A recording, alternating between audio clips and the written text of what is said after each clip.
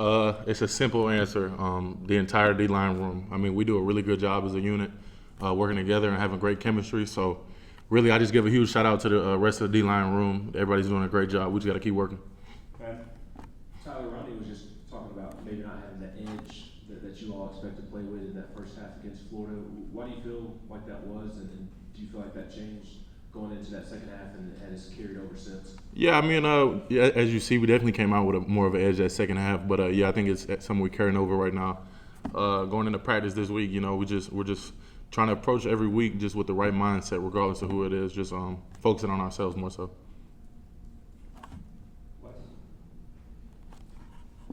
Tyler, I know every game that you play, every next game is the most important game. Is it hard to forget what happened the last time y'all played these guys? I mean, there was a lot at stake, and obviously it didn't go the way you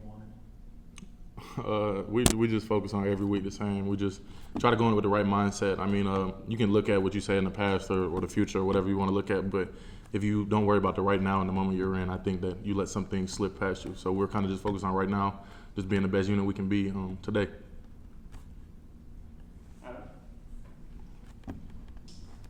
Aside from the emotions or the stakes of that game last Right. year, was there anything instructive that you took out of that? Because obviously you're going to be facing the same quarterback.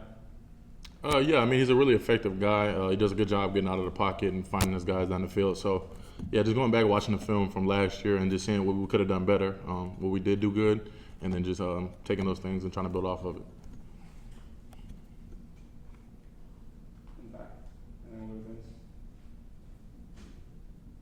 On Monday, April talked a lot about how you guys need to play the game is 0-0 for 60 minutes. Right. They kind of got away from you guys against UTSA in the third. How important is that mentality when you go up against South Carolina?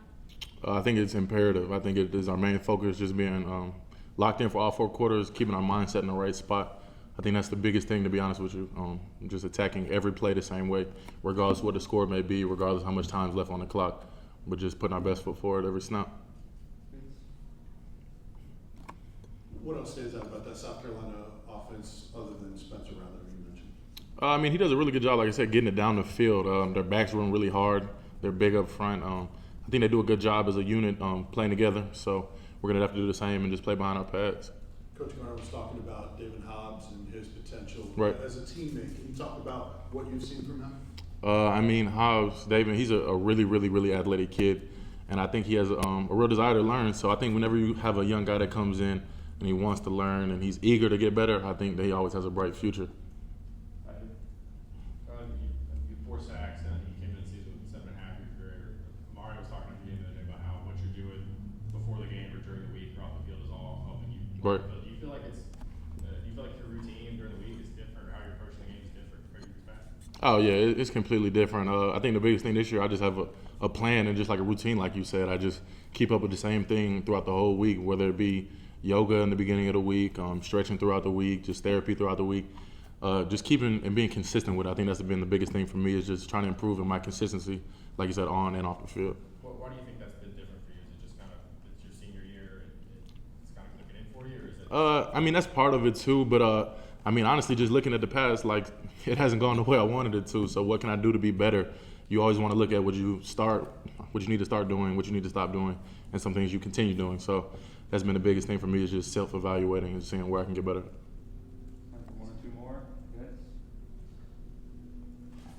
Anytime after a loss, there's Right. blame shared and thrown out there, and you're really good friends with Joe Milton. Right. Do you guys hear as teammates some of the criticism of Joe, and what's your reaction to that when people are on him?